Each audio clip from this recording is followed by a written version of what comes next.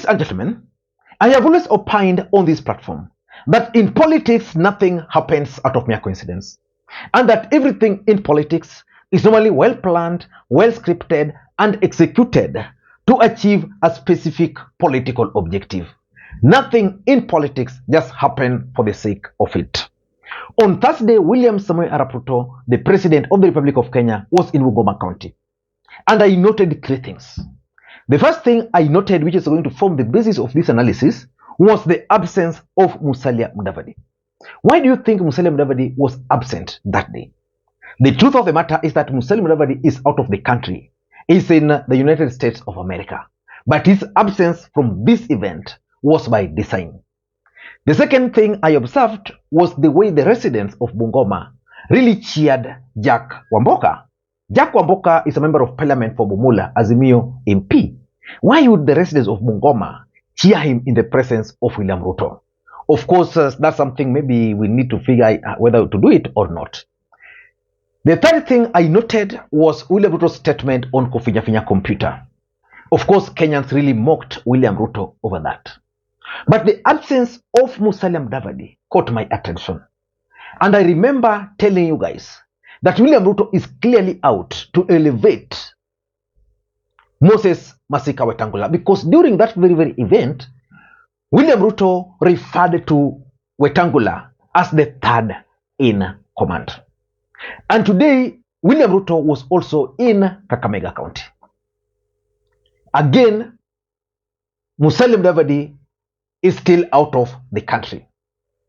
Kakamega County is critical for William Ruto's politics, for Wetangula's politics, and indeed for Musalia Mudavadi's politics. Why will William Ruto go to Bungoma without Musalia Mudavadi? Go to Kakamega without Musalia Mudavadi? It is by design. And then I came across an article on the Star, because smart people read the Star. In that article, it says, inside Wetangula's secret political moves. Let me just read for you part of that article, because it's also going to help us understand what I'm talking about here. Let me just read for you a few paragraphs. National Assembly Speaker Moses Wetangula's discreet but aggressive political moves have stirred fevered speculation about his game plan. The Ford Kenya boss has moved to unite Luhya MPs under his leadership in a strategic plan to consolidate the Western Bloc. So it means Wetangula is trying to bring together the Luhya MPs. Sources reveal that Wetangula is beefing up his campaign machinery and building a heavy war chest. It, however, remains unclear whether he wants to consolidate the region to boost his strong presidential bid in 2027 or to rally the region behind President William Ruto with him as the Western kingpin. Are you understanding? So there is something here that Wetangula is trying to consolidate Western Kenya, either for two reasons, either for his own bid in 2027 or to be the Western Kenya kingpin. And it's getting interesting. The Star has established that the former Bungoma senator has already acquired a chopper and branded it with his Lion Party colors for his campaigns. So some MPs quoted as saying the chopper is there. In fact, it's one he came with to our meeting. Remember, he held meetings with members of parliament in Narok, and the details emerge at a time a section of Wetangula's Ford Kenya MPs have openly expressed displeasure with the Ruto administration, saying there is little to show for his frequent forays into Western Kenya.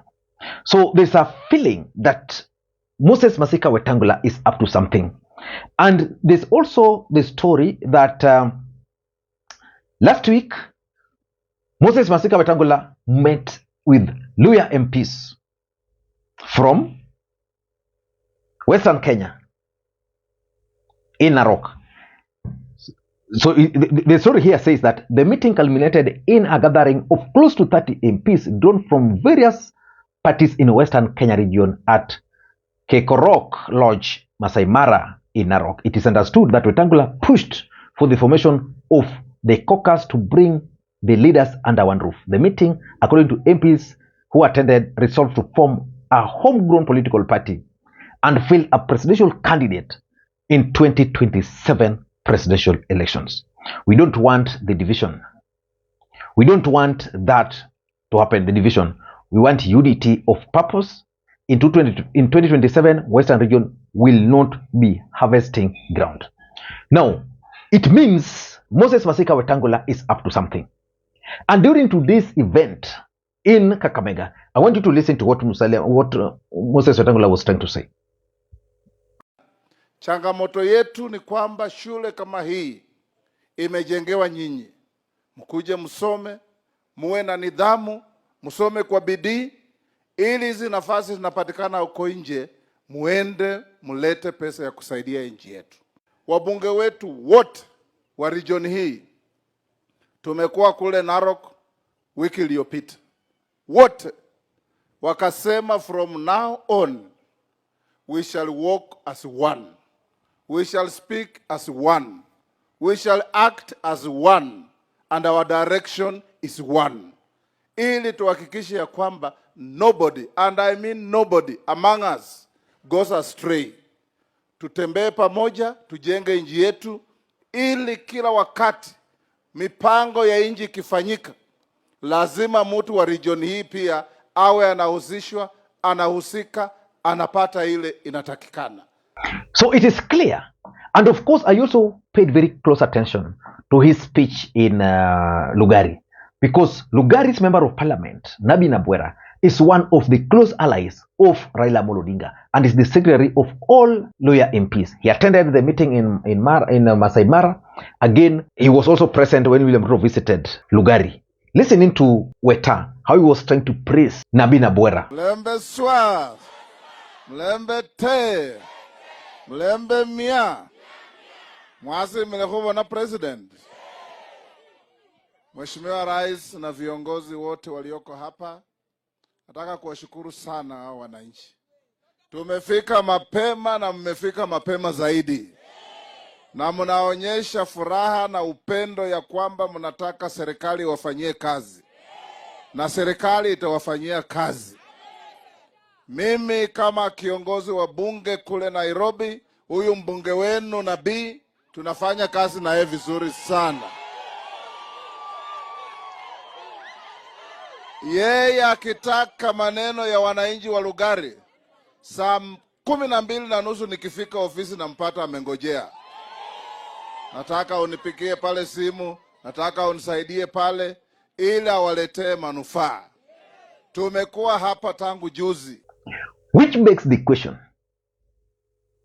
is Moses Wetangula planning to run for the presidency in 2027? I don't think so. The second question is, why is he busy rallying the Luhya nation under his own umbrella? Because I would have expected him to do this alongside Musalia Mudavadi, with Musalia Mudavadi as the leader. I see the hands of William Samoei Arap Ruto. So in this video, I want to reveal to you guys why personally I'm 100% convinced that Ruto is replacing Musalia Mudavadi with Moses Wetangula in Western Kenya. Before we do that, for those who are watching this channel for the first time, please take a second or two, click that subscribe button so that next time we produce a video like this, YouTube will automatically notify you. And to the subscribers, I want to continue thanking you guys for your continued support, because without that support, this channel cannot be where it is. Ladies and gentlemen, without any further ado, allow me to dive in. But before I dive in, allow me to also take this opportunity to thank the following people. You are seeing their names on the screen there for the coffee which they sent to me earlier. It goes a long way in supporting the channel. You can also do the same using the numbers you are seeing on your screen. A cup of coffee like this one, this is tea by the way, only goes for 200 bob. So you can do one or two or more. Let us dive in, ladies and gentlemen. Let us dive in. Why do I have a strong feeling that William Ruto is now doing another experiment with Moses Wetangula at the expense of Musalia Mudavadi? First of all, let us go back and ask ourselves a few questions. Why do you think William Ruto appointed Malala as the Secretary General of UDA Party? Because Malala was a close ally of Musalia Mudavadi. Musalia Mudavadi's party is ANC party. Most people thought and believed that William Ruto's intention was to bring UDA closer to Musalia Mudavadi. But they realized very late that Malala was the one fighting Musalia Mudavadi. I don't want to get into that politics. I think I did analysis about it long time ago. So the other question is, why was Musalia Mudavadi missing in all these events? Because if William Ruto wanted, he would have postponed these meetings. Whoever organized these meetings should have realized that Musalia Mudavadi was not there. Probably the Mudavadi was part of the organizing team. He was told this meeting is going to happen like this. Then he said, okay, let's postpone it until the time I'll be here. Then akaambiwa wewe kakando. So why was he missing? Why do you think Ruto referred to Weta as the third in command? Or do you think that was also a slip of the tongue? No. And the most important question, if indeed Moses Wetangula mobilized over 30 MPs from Western Kenya to Narok, who mobilized those MPs? Who mobilized those MPs? Who? And remember, when Raila Odinga embarked on a 9-day tour of ODM strongholds, he began with Busia, he went to Vihiga, he went to Bungoma. Raila Odinga skipped Kakamega. Why do you think Raila Odinga skipped Kakamega during his event? Probably there's something he knew was happening. Maybe he knew the MPs were already in talks with Weta. But why would William Ruto go for Weta and not Mudavadi? Or maybe both of them, but elevate Weta? Number one, Musalia Mudavadi, I think, has failed to tame Raila Odinga, even in his own backyard of Vega. And that's where William Ruto has a problem. William Ruto needs someone who can tame Raila Odinga. Weta did it in Bungoma. Musalia Mudavadi failed. His own county failed. Busia failed.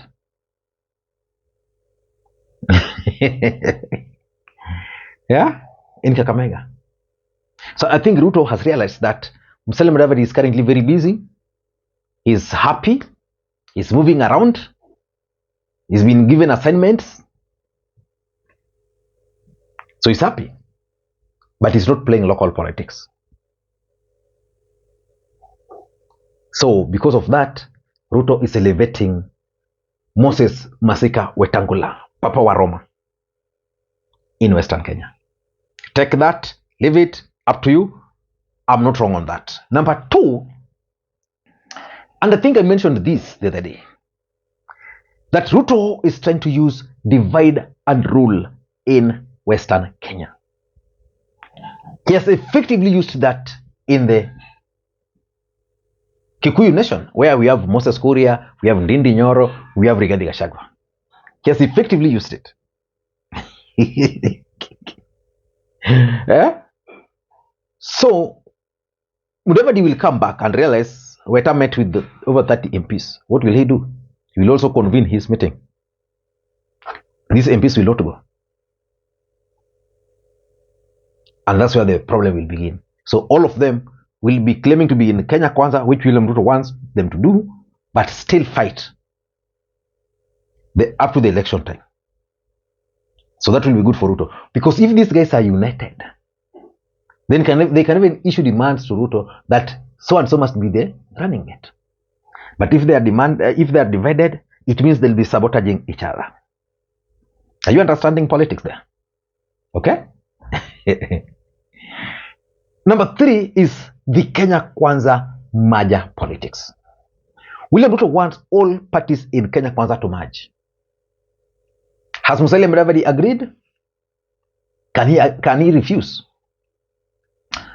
Moses Wetangula is very clear that Ford Kenya is not going to merge. So what is William Ruto's strategy? have Musalia Mudavadi, follow this party, join Kenya Kwanza. Then they'll be campaigning with Mudavadi under the umbrella of UDA. And you'll be told, of course, you have the Secretary General Mutowako.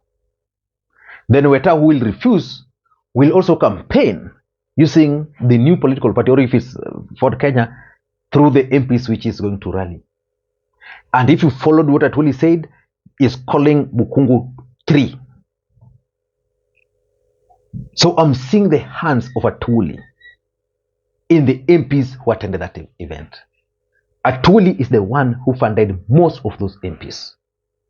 I was listening to one of the MPs claiming that Atwoli would give him, I think, 2 million every week to go and campaign.